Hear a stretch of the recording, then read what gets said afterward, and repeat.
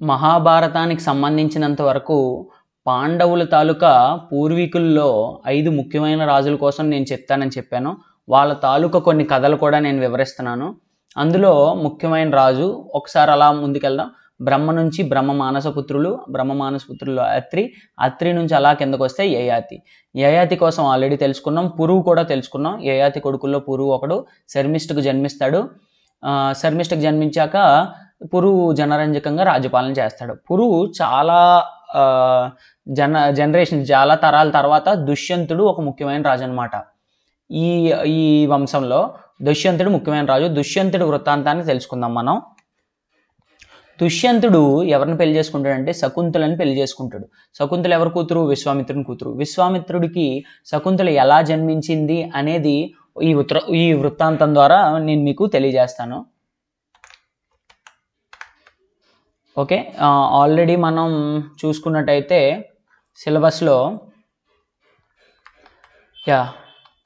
సిలబస్లో మహాభారత గాథ, వ్యాస మహర్షి అండ్ దేవదానవ జననం చూసాం. తర్వాత కచుడు, దేవయాని, శర్మిష్ఠ దేవయాని, యయాతి దేవయానుల వివాహం ఇవన్నీ చూసిన తర్వాత ఇప్పుడు మేనక విశ్వామిత్రుల వృత్తాంతం, శకుంతల జననం, శకుంతల దుష్యంతుల పరిచయం, శకుంతల దుష్యంతుల వివాహం, దుష్యంతుడు శకుంతలను స్వీకరించుట, ఈ 10వ టాపిక్ వరకు ఈ వీడియోలో చూద్దాం.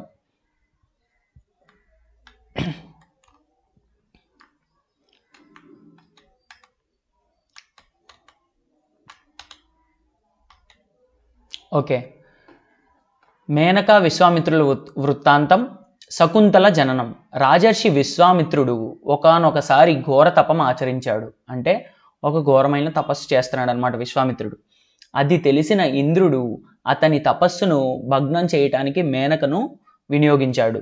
అంటే అది తెలుసుకొని ఇంద్రుడు ఏం చేద్దాం అనుకున్నాడు? ఆ తపస్సుని భగ్నం చేద్దాం అనుకున్నాడు. మేనకని సెటప్ చేశాడు అనమాట. దేవేంద్రుడు ఏమని చెప్తాడు? వెళ్ళి తపస్సుని భగ్నం చేయ అంటాడు. కాకపోతే ఆవిడికి తెలుసు విశ్వామిత్రుడు ఎంత కోపిష్టి అని. విశ్వామిత్రుడు చాలా కోపం ఎక్కువ అని కూడా తెలుసు అనమాట. అయితే ఏం శాపం ఇచ్చేస్తాడో అని భయంతో వెళ్తుంది. ఎందుకు? దేవేంద్రుడి మాట కూడా కాదనలేదు, అక్కడ భయంతో వెళ్ళి ప్రయత్నిస్తుంది అనమాట విశ్వామిత్రుడిని ఎలాగోలా భగ్నం చేయడానికి. వీళ్ళు అలా ముందు తిరుగుతుంటే విశ్వామిత్రుడు చూస్తాడు, మనసు పడితే ఫలితంగా ఇరువురికి ఒక ఆడ శిశువు జన్మిస్తుంది అనమాట. జన్మించగానే ఏం చేస్తారు? మేనక తన పని అయిపోయింది, భగ్నం చేసి అని చెప్పేసి వెళ్ళిపోద్ది. విశ్వామిత్రుడేమో నేను తప్పు చేశాను, ఏంటి తపస్సు ఎలా పోయిందని చెప్పేసి ఆడబిడ్డను అక్కడే వదిలేసి తపస్సు చేసుకోవడానికి వెళ్ళిపోతాడు అనమాట. వెళ్ళిపోతే ఆ తర్వాత అక్కడ అటుగా పోతున్న శకుంత పక్షులు, ఏ పక్షులు అండి? శకుంత పక్షులు ఆ ఆడ శిశువుని రక్షించి కణ్వ మహర్షి అని ఒక మహర్షి ఉంటాడు, ఆ మహర్షికి ఈ ఆడబిడ్డను అప్పచెప్తారు. ఆ మహర్షి ఏం చేస్తాడు? శకుంతల పక్షులచే రక్షించబడిన ఈ ఆడ శిశువు కాబట్టి శకుంతల అని నామకరణం చేసి కన్నబిడ్డ వల్లే చూసుకుంటూ పెంచుకుంటాడు అనమాట. ఈ విధంగా శకుంతల మనకి జన్మిస్తుంది అనమాట. ఎవరెవరికి? విశ్వామిత్రుడికి, మేనకకి. శకుంతల దుష్యంతుల పరిచయం. దుష్యంతుడు ముఖ్యమైన రాజు, ఇలీనుడి కొడుకు అనమాట. చిన్ననాటి నుండి అడవుల్లో తిరుగుతూ పులుల్ని, సింహాలని వేటాడి పట్టుకుంటూ ఆడుకునేవాడు అనమాట. దుష్యంతుడు రాజ్యపాలనలో ప్రజలు ధర్మ మార్గం అవలంబిస్తూ ప్రశాంతంగా జీవితం సాగిస్తున్నారనమాట. ఒకరోజు దుష్యంతుడు ఏం చేస్తాడు? వేటకు వెళ్ళి అక్కడ ఒక తపోవనానికి చేరుకుంటాడు అనమాట. అది ఎలాంటి వనం అంటే అది కణ్వ మహర్షి ఆశ్రమం. యాక్చువల్లీ అది ఎలాంటి వనంలా ఉందంటే శత్రువులైన సింహాలు మరియు జింకలు ఇలాంటివి కూడా ఏనుగులు ఇవన్నీ కూడా సహజీవనంగా నార్మల్గా అంటే ఏ ఇబ్బందులు గొడవలు లేకుండా వాటిని తినేలా కాకుండా సామరస్యంగా జీవిస్తున్నాయి అనమాట. అలాంటి ఆశ్రమం అనమాట అది. ఎవరి ఆశ్రమం? కణ్వ మహర్షి ఆశ్రమం. దుష్యంతుడు ఏం చేస్తాడు? అతనితో వచ్చిన మిగతా వాళ్ళని వదిలేసి లోపలికి వెళ్ళి మహర్షిని దర్శించుకోవడానికి. అక్కడ అతడు సౌందర్యవతి అయిన కణ్వ మహర్షి పెంపుడు కూతురైన శకుంతలను చూస్తాడు అనమాట. దుష్యంతుడు ఎవరిని చూస్తాడు? కణ్వ మహర్షి యొక్క పెంపుడు కూతురైన శకుంతలను చూస్తాడు. ఈ విధంగా చూసి ఏం చేస్తాడు? ముగ్ధుడైపోతాడు అనమాట. ఆవిడ అందాన్ని చూసి చాలా మెస్మరైజ్ అయిపోతాడు. శకుంతల కూడా ఏం చేస్తుంది? దుష్యంతుని చూసి ఆకర్షించబడుతుంది అనమాట. ఎంత శౌర్యంగా ఉన్నాడు రాజు అనేసి. పరస్పర పరిచయాలు అయ్యాక శకుంతల కణ్వ మహర్షి కూతురు అని తెలుసుకుంటాడు అనమాట దుష్యంతుడు. అప్పుడు శకుంతలను అక్కడ కణ్వ మహర్షి ఉండడు అనమాట. ఉండపోతే శకుంతల ద్వారా దుష్యంతుడు ఆమె క్షత్రియ కన్య అని తెలుసుకుంటాడు. క్షత్రియ కన్య అని తెలుసుకొని దుష్యంతుడు ఆమె మీద మనసు పడి గంధర్వ రీతిన వివాహం చేసుకున్నాడు. గంధర్వ రీతిన వివాహం అంటే ఏంటండి? ప్రేమ వివాహం అన్నమాట. మంత్రాలు ఇలాంటివి ఏవి ఉండవు అన్నమాట. వివాహానికి ముందు పరస్పరం ప్రేమించుకొని వివాహం ఆడే విధానం అన్నమాట. జనరల్గా లవ్ మ్యారేజ్ చేసుకుంటాడు అనమాట. దండలు మార్చుకుంటారు, ఇద్దరు పెళ్లి చేసుకుంటారు, ఇద్దరు సంగమిస్తారు. సంగమించిన తర్వాత వివాహ సమయంలో శకుంతలకు పుట్టిన బిడ్డను చక్రవర్తిని చేస్తానని వాగ్దానం చేస్తాడనమాట దుష్యంతుడు. నీకు ఎవరైతే బిడ్డ పుడతాడో వాడిని నేను రాజుని చేస్తాను అని చెప్తాడనమాట.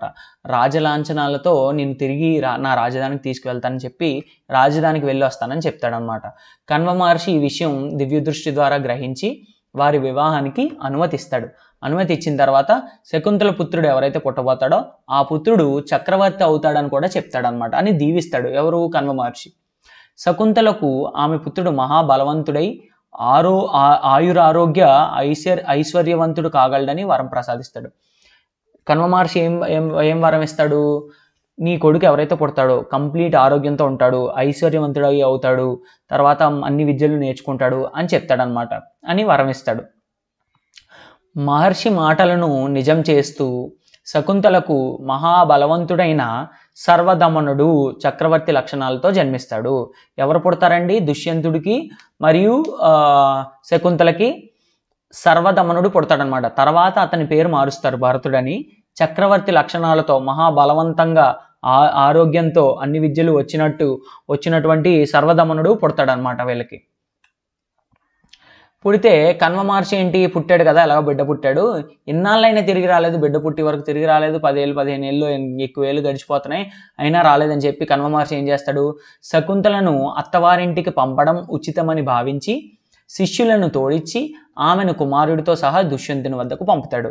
ఏం చేస్తాడు? ఇలా ఎంతకాలం అని వెయిట్ చేస్తాం అని చెప్పేసి దుష్యంతుడి దగ్గరికి పంపిస్తాడనమాట శకుంతలని, అతని కుమారుణ్ణి. పంపిస్తే దుష్యంతుడు శకుంతలను తెలియనట్లుగా నటిస్తూ ఆమెను నిరాకరిస్తాడు. ఎవరు నువ్వు ఎక్కడ చూడలేదే నిన్ను అన్నట్టు ఇలా చేస్తాడనమాట. ఎందుకంటే అక్కడ బోల్డ్ వాగ్దానాలు చేసాడు, మళ్ళీ ఏమో ఇక్కడ నువ్వెవరో తెలియనట్టు నటిస్తున్నాడు తనెవరో. శకుంతల దుఃఖిస్తూ పలు విధాల ప్రార్థించినా దుష్యంతుడు ఆమెను స్వీకరించడానికి అంగీకరించలేదు. ఒకసారి ఇలా మోసం చేసినట్టే కదా, ఈ విధంగా మోసం చేసి ఏం తెలియనట్టు నటిస్తున్నాడు అనమాట. ఇతడు నా కొడుకు కాదు, నువ్వెవరో నాకు తెలియదు అని చెప్తాడనమాట. చివరగా ఏమవుద్ది? ఆకాశవాణి పైనుంచి మేఘాల్లోంచి ఒక వాయిస్ వస్తుంది. శకుంతల మాటలు సత్యమని చెప్తుంది అనమాట. ఆకాశవాణి ఏం చెప్తుంది? శకుంతల ఏం చెప్తుందో అది కరెక్ట్ అని చెప్తుంది అనమాట.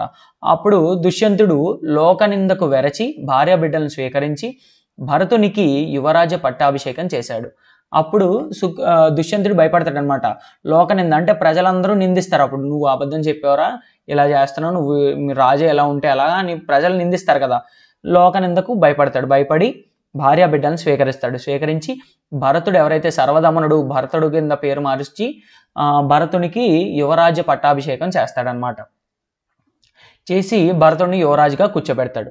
ఆకాశవాణి ఈ పుత్రుడు నీ సంతానమే, ఇతనిని భరించు అని చెప్పినందువల్ల ఈ దుష్యంత కుమారుడు భరతుడు భరతుడు అని పిలువబడతాడనమాట. పేరు మార్చారని చెప్పాం కదా, ఈ విధంగా పిలువబడతాడు. సో ఇంతటితో మనకి దుష్యంతుడు శకుంతల వివాహం ఎలా జరిగింది, శకుంతల ఎలా పుట్టింది మేనకా విశ్వామిత్రులకి, అది కూడా తెలుసుకున్నాం. ఇవి మనం క్లారిటీ వచ్చిందని నేను అనుకుంటున్నాను. ఒక్కసారి టాపిక్స్లోకి వెళ్దాం ఏమేమి అయ్యాయో. కచా దేవయానులు, శర్మిష్ఠ దేవయాని, యయాతి దేవయానులు అయిపోయింది. మేనకా విశ్వామిత్రులు వృత్తాంతం అయింది. శకుంతల దుష్యంతుల పరిచయం, శకుంతల దుష్యంతుల వివాహం, దుష్యంతుడు శకుంతలను స్వీకరించుట, ఇవన్నీ కూడా అయిపోయాయి మనకి. నెక్స్ట్ దాంట్లో భరత వంశం కోసం తెలుసుకుందాం అనమాట. భరతుడు పుట్టాడు కదా, భరతుడు వంశక్రమం ఎలా పెంచాడు అనేది తెలుసుకుందాం.